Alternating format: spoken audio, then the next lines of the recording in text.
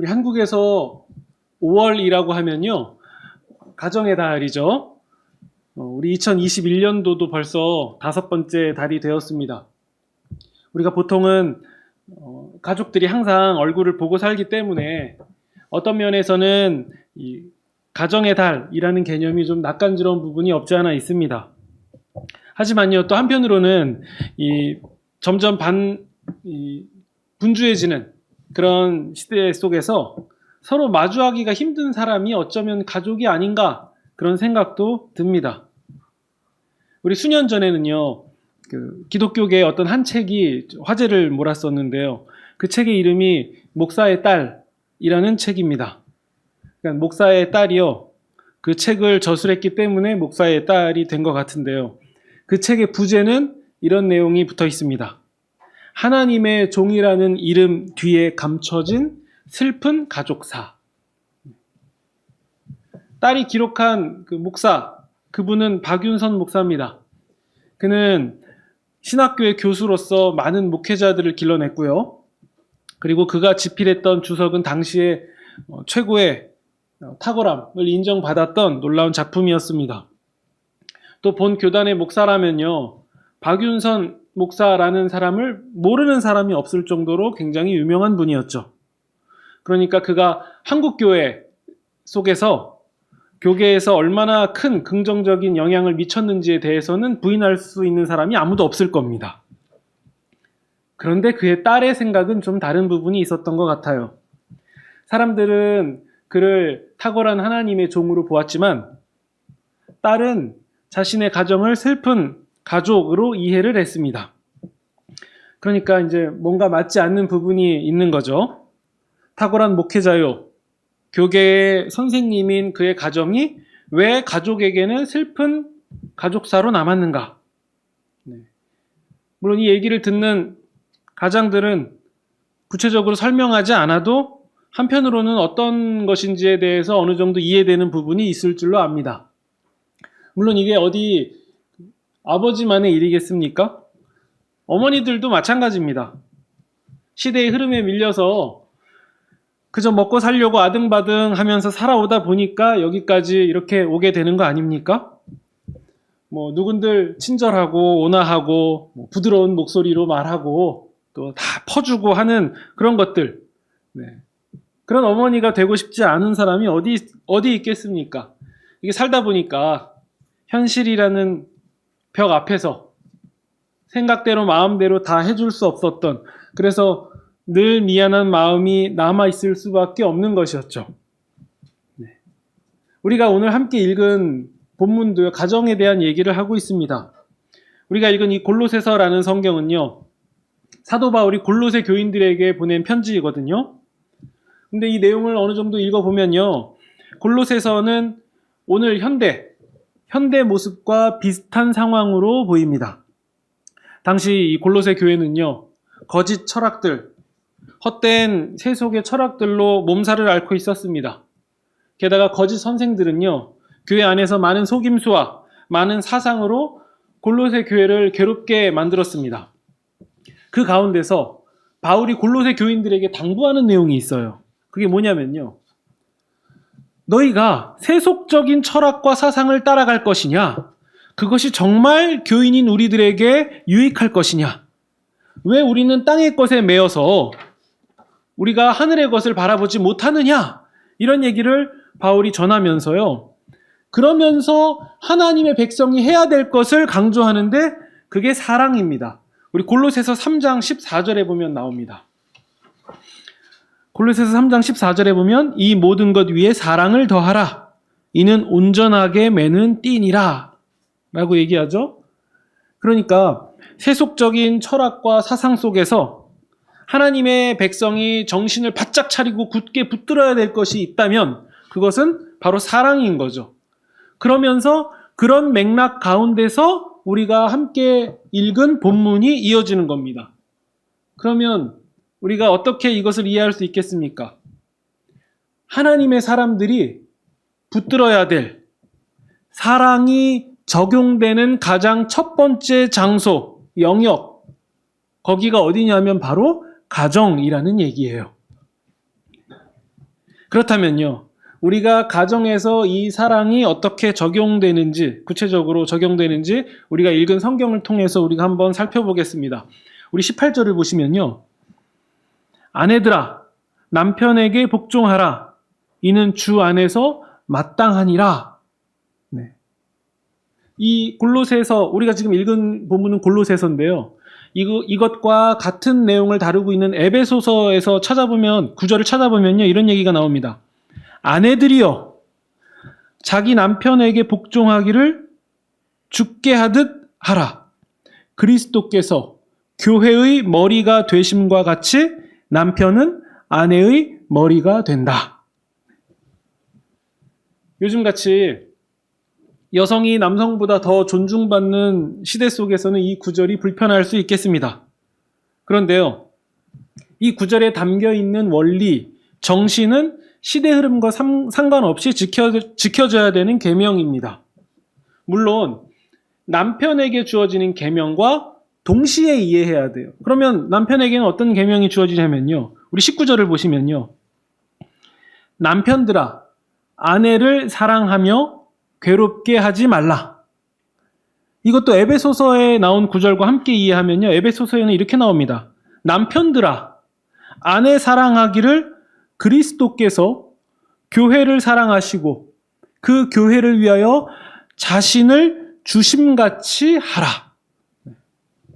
의미를 한번 잘 곱씹어 보세요. 예수님이 교회를 위하여서 자신을 주신 궁극적인 사건은 무엇이었습니까? 십자가죠. 십자가 죽음이죠. 쉽게 말해서요, 예수님이 교회를 위하여 죽으신 것처럼 남편은 아내를 위하여 죽기까지 하라 라는 내용이에요. 이게 동시에 이해돼야 된다는 거죠. 정리하면요, 아내는 남편을 예수님과 같이 여겨서 복종하라 라는 거고요, 남편은 아내를 위하여 예수님처럼 죽기까지 사랑하라 라는 말씀이에요. 이 두 말씀을 하나만 강조하면 그것은 잘못되지만요, 두 개를 동시에 이해하면요, 우리가 균형 있게 이해할 수 있게 되는 거죠. 만약 이 말씀이요, 우리 삶에서 철저하게 실천된다면요, 우리의 가정이 곧 하나님 나라임을 경험하게 될 것입니다. 우리 1년 중에요, 특히 5월이라고 하면 결혼식이 굉장히 많은 달이거든요. 젊은 남녀들이 결혼하기 위해서 예식장도 예약하고요. 또 이제 많은 사람들이 그 결혼을 축하하기 위해서 모입니다. 물론 요즘에는 코로나 때문에 이것도 쉽지 않은 상황이 돼버렸죠. 호화로운 예식장에서 모두의 축하를 받으면서 결혼을 서약하는 장면, 그것은요, 아직 결혼하지 않은 사람들이 볼 때에는 아주 낭만적인 장면임에 틀림없습니다. 물론 아직 결혼하지 않은 사람들이 볼 때 낭만적인 장면인 거죠. 네. 그런데 그 가운데서요, 이런 말씀을 하는 분들이 꼭 계십니다. 야, 한창 좋을 때다. 야, 저거 한창 좋을 때다. 라고 이렇게 얘기하는데요. 사실요, 잘 생각해 보면요, 한창 좋을 때라는 말 자체는 맞는 말 같아요. 그렇게 모두의 축하를 받으면서 결혼을 하고 또 가정을 꾸리면서 가정의 첫 시작을 가정의 첫 시작을 진행하는 그런 상황, 그 순간이 왜 설레지 않고 짜릿하지 않을 수 있겠습니까? 그런 의미에서 한창 좋을 때라는 말은 틀린 말은 아닙니다. 그런데요, 우리는, 그리고 결혼이라는 것은요, 이 감정, 한창 좋은 이런 감정을 가지고 시작을 하지만요, 나중에는 이 감정과 상관없이 끝까지 가는 사람들입니다. 결혼식의 핵심 순간, 가장 중요한 절차가 무엇이냐고 묻는다면요, 그것은 단연코 서약하는 순간입니다. 사랑하는 가족, 또 친지, 친구들을 초대해서요, 그 앞에서 엄숙히 선서하는 거죠. 맹세하는 거죠. 검은 머리가 팥불이 될 때까지 슬플 때나 기쁠 때나 가난할 때나 부할 때나 어느 상황과 형편 속에서도 이 사람만을 사랑하기로 서약합니다. 이것을 딱딱하게 표현하면 계약한다라고 얘기할 수 있고요. 또 한편으로는 맹세한다라고 표현할 수 있어요. 그러면요, 하객은 어떤 역할을 하는 사람이겠습니까? 저는 보통 하객으로 결혼식장에 갈 때에는 피로연에 제일 관심이 있어요. 그게 이제 갈비탕인지 뷔페인지. 근데 사실은요, 그런 것들보다 정말 중요한 것은요, 그 남녀의 서약에 내가 증인으로 참석받았다라는 사실이에요. 그래서 사랑하는 가족, 친지 혹은 친구로서 가지만 실제로는 그 결혼의 맹세의 증인으로 내가 가서, 목격자로 가서 그것을 보고 인정하고 축하해주는 역할을 하는 거죠. 그래서요, 그냥 단순히 누구나 다 결혼식 가면 손들고 얘기하니까 그냥 하고 넘어간 다음에 뭐 그럴싸해 보이는 절차, 형식 뭐 이런 걸 만들자라는 그런 의미가 아니라요. 정말 그 순간에서는 법적인 효력이 생기는 거죠. 게다가 신자들은요, 그냥 사람에게만 맹세하는 게 아니라 하나님 앞에서도 그 맹세를 합니다. 내가 이 사람만을 사랑하기로 맹세합니다. 서약합니다. 계약합니다. 여기서요, 우리는 이 맹세, 계약 이런 부분을 한번 생각해 볼 필요가 있습니다. 우리는요, 소위 법을 위반하는 사람들을 보면요, 크게 분개하죠. 직장 생활, 또 사업을 하다 보면, 또 여러 가지 사회 일로 이렇게 마주하다 보면요, 상대방이 계약을 이행하지 않을 때가 있어요. 그때 우리는 굉장히 화가 나죠. 뭐 단순히 이사 가는 문제만 해도 그렇습니다. 우리가 어떤 집을 하나 계약해서 전셋집이든 뭐든 계약을 해서요, 우리가 오늘 들어가는 날이라고 한번 해봅시다. 그러면요, 이삿짐 센터를 불러서 짐을 다 차에 실어서, 그리고 우리가 짐을 풀어야 될 집, 그 계약한 집 앞에까지 가서 짐을 내리려고 하는 거죠. 그때 집주인이 헐레벌떡 뛰어나와서 얘기하는 거예요. 우리 이사 한 달만 미룹시다. 그러면 우리의 기분은 어떨까요? 뭐 그럴까요? 이렇게 얘기가 됩니까? 아니죠. 이제 굉장히 상황이 복잡해지는 거죠. 일단 이렇게 물어볼 것 같아요. 아니, 우리 오늘 이사하기로 계약한 날 아닙니까? 네. 뭐 잔금도 치러야 되고 계약금도 냈고 우리가 다 이렇게 계약한 거 아니에요? 왜 당신은 계약대로 하지 않습니까? 라고 굉장히 화가 나서 물어볼 때 집주인이 이렇게 대답하는 거죠. 우리는 성격 차이가 있는 것 같네요. 감정이 식었어요. 제가 지금 그럴 기분이 아니에요. 네. 제가 물론 이것을요, 굉장히 과하게 연출한 이야기지만요, 어떻습니까? 말도 안 되는 상황이죠. 계약을 이행한다라는 것 자체가요, 사람의 감정을 뛰어넘는 거예요. 뭐 집을 계약할 때에는 집을 보는 순간 마음에 들어서 야, 이 집 괜찮다, 내 마음에 쏙 든다, 좋다, 뭐 여러 가지 감정으로 계약을 해요. 하지만 계약한 이후부터는요, 감정을 뛰어넘어서 작용하게 됩니다. 계약한 그것을 이행하느냐 하지 않느냐, 이것 자체가 매우 귀중한 일이 돼버리는 거죠. 중요한 사항이 되는 겁니다. 계약대로 이행해야 되는 법적인 당위성을 갖는 겁니다. 전셋집도 이런데요, 하물며 남녀가요, 사랑하는 사람을 다 불러놓고 그들을 증인으로 세워서 그 앞에서 하나가 될 것을 엄숙히 맹세합니다. 그것도 하나님 앞에서 하죠. 신자들은요, 감정이 상하고 기분이 나쁘고 상황과 형편, 조건 이런 것들이 따라주지 않는다고 할지라도 배우자를 사랑하기로 결정한 계약을 이행하는 것은요, 그 자체만으로 굉장히 존귀한 일이고 중요한 일이고 마땅한 일입니다. 감정이라는 것은 있다가도 사라지는 거예요. 자기 감정대로, 자기 내키는 대로 해버리는 것은요, 아이들의 특징인 거죠. 반면 어른들은요, 중요한 일일수록 감정 혹은 생각 이런 것들을 뛰어넘어서 결정하고 이행하는 능력이 있습니다. 그래서 우리는 어른이라고 부르죠. 그렇기 때문에 성도는 격한 감정에 휩싸여서 말이나 행동으로 배우자를 비참하게 하는 일, 이것은 결코 용납해서는 안 됩니다. 젊은 날에 맹세했던 그 계약의 계약 위반인 거죠. 그럴수록 우리의 이성을 사용해서 차분하고 정중하게 대화를 이끌어내야 됩니다. 뿐만 아니라 사람이기 때문에 완벽하지 못해서 진심 어린 사과를 할 줄도 알아야 되고 또 너그럽게 용서할 줄도 알아야 됩니다. 왜냐면요, 하나님이 우리를 그렇게 사랑하셨기 때문입니다.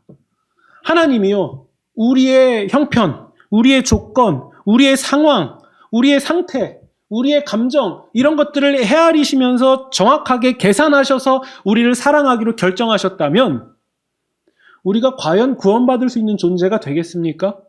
우리가 과연 하나님의 백성으로 살아갈 수나 있겠습니까? 하지만요, 하나님은 하나님보다 더 위대한 존재가 없어서 하나님 스스로에게 계약하시기를 나는 너희의 하나님이 되고 너희는 내 백성이 된다. 하나님이 이렇게 말씀하셨다면 우리는 우리의 어떠함과 상관없이 하나님의 의지대로 우리에게 그 계약을 이행하신다는 거죠. 그래서 성경 말씀대로 지금 하나님은 우리의 하나님이시며 우리는 하나님의 백성으로 인정받게 된 겁니다. 전적으로 하나님의 계약 이행에 우리가 은혜를 입게 된 거죠.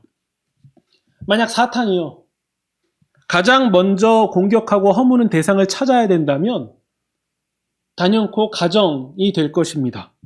특히 가정에서도 부부 사이를 공격할 거예요. 왜냐하면요, 그게 가장 빠른 지름길이기 때문이죠. 가정을 가장 손쉽게 허무는 지름길입니다. 이제는요, 간통법 이런 것들도 다 폐지된 사회고요. TV나 각종 여러 매체에서는 불륜이 그렇게 이상하지도 않은 시대가 돼버렸고요. 성적인 농담 이런 것들은 그저 성인들이 쿨하게 즐길 수 있는 어떤 오락 요소가 돼버렸습니다. 그리고 술과 성으로 얼룩진 밤문화 이런 것들이요, 아주 은밀하게 가정으로 침투해서 점점 그 부부의 존귀한 계약을 망쳐가고 있을 겁니다. 또 인터넷이나 스마트폰 이런 것들을 통해서 접하는 음란물들도 마찬가지예요.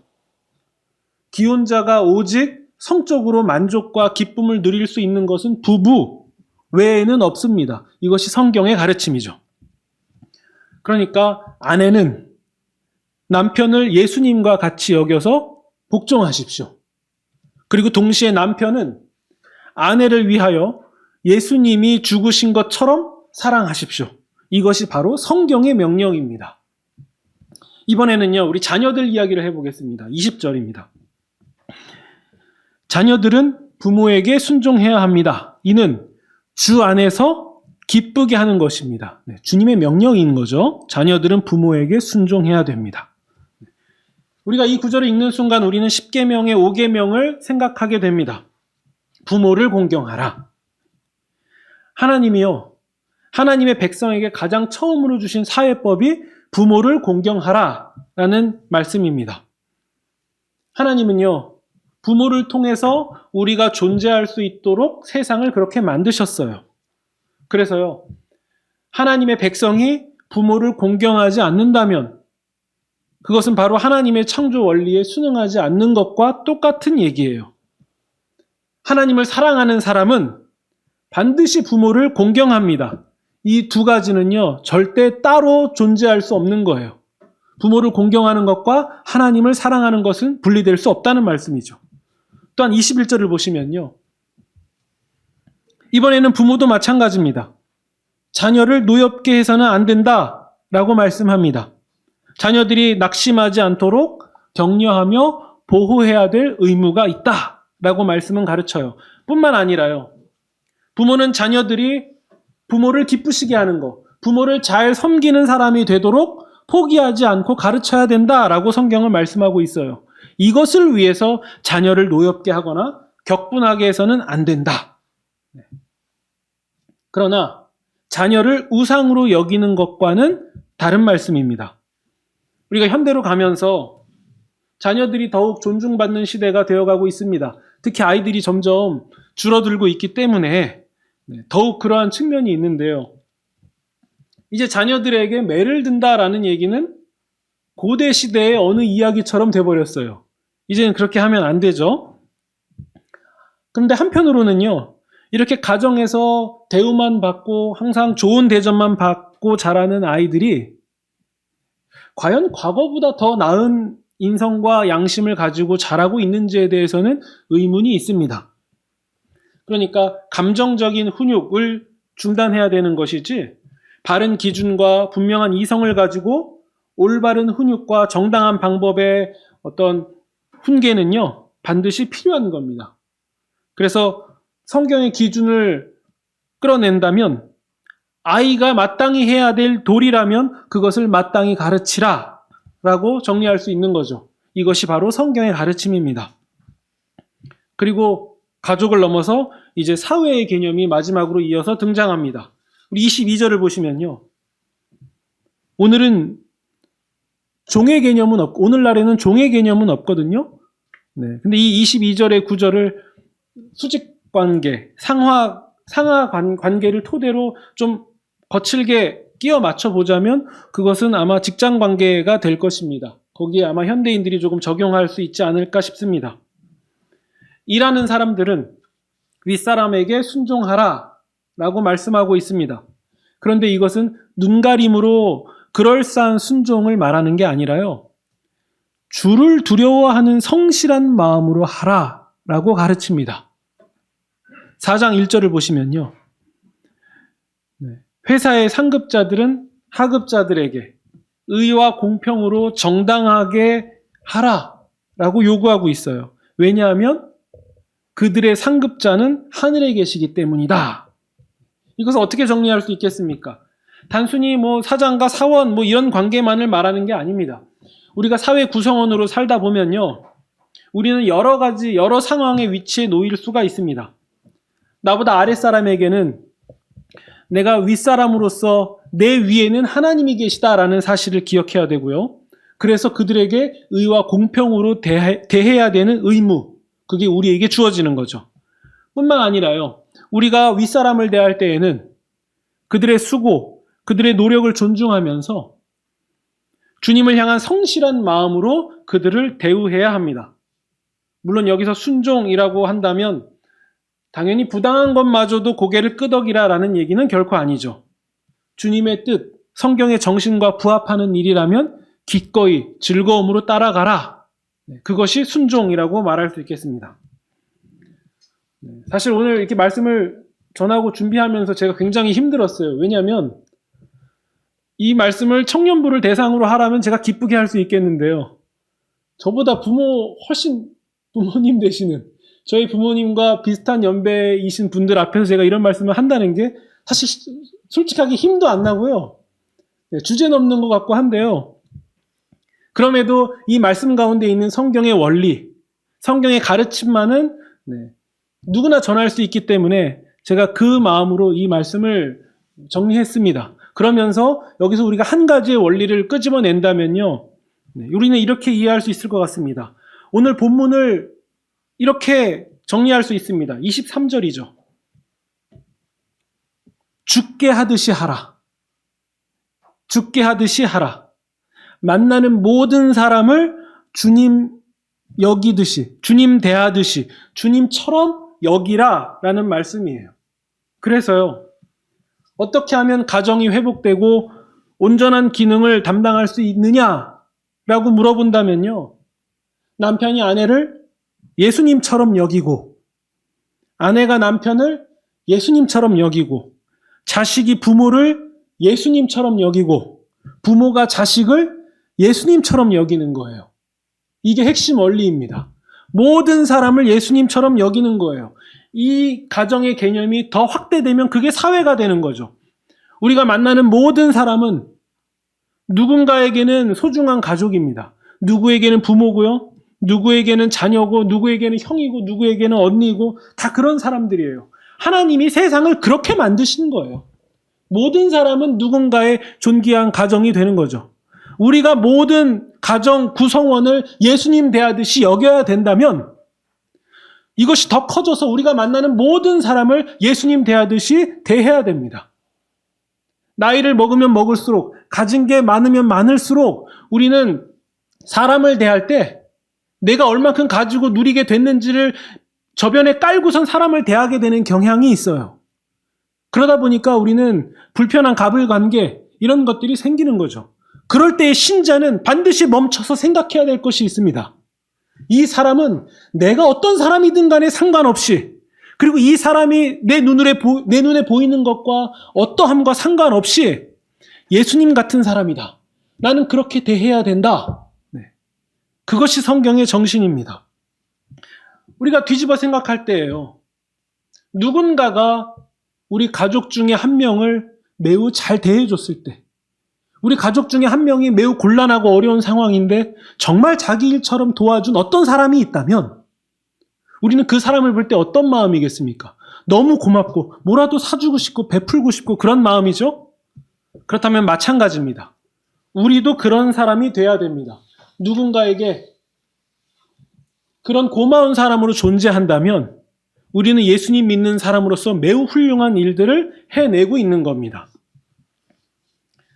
우리가 예수님을 믿는 사람으로서 성경 말씀을 깊게 생각해야 되는데 특히 오늘 본문, 이 본문이 가장 먼저 적용돼야 되는 가정, 즉 가장 먼저 가족에게 잘해야 된다라는 사실을 마음에 담으시기를 바랍니다.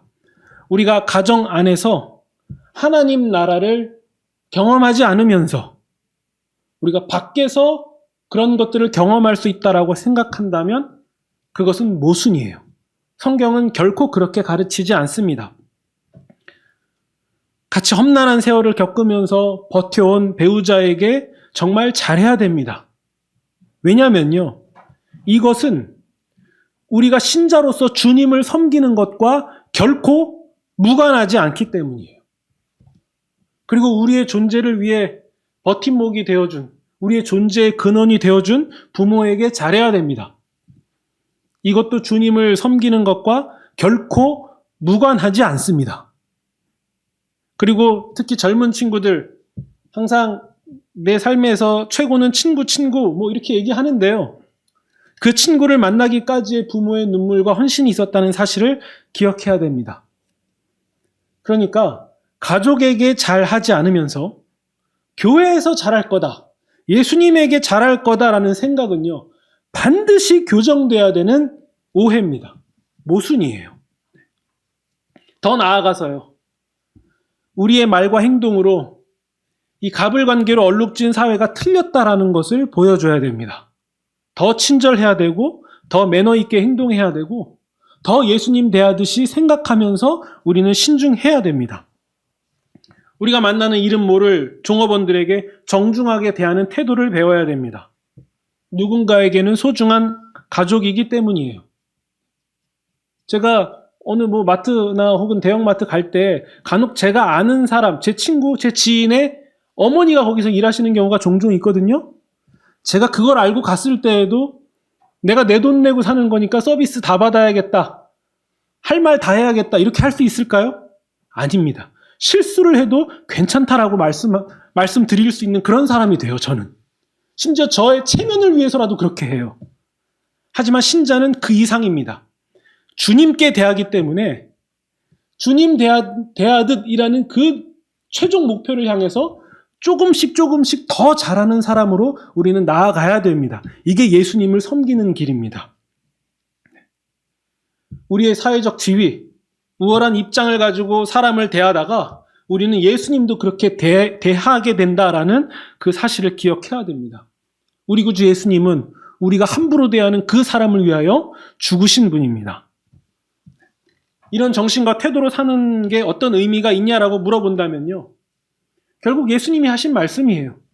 우리가 배우자에게 한 것, 자녀에게 한 것, 부모에게, 또 이름 모를 사람에게 한 모든 말과 행동이 곧 우리 예수님이 받으신 것이기 때문이에요. 우리는 이 방법을 뒤집어서 사람에게 잘하는 방법으로 예수님을 섬긴다라는 이 진리를 잊지 말아야 됩니다. 정말 명심해야 됩니다.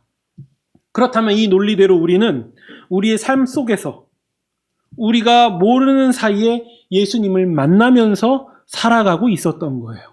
바로 그 사람이 예수님이었던 거죠. 우리 때문에 가족이, 사회가 점점 하나님 나라를 경험하게 되는 그런 귀한 축복을 경험하게 되는 그런 5월을 보내시기를 우리 구주 예수님의 이름으로 축원드립니다.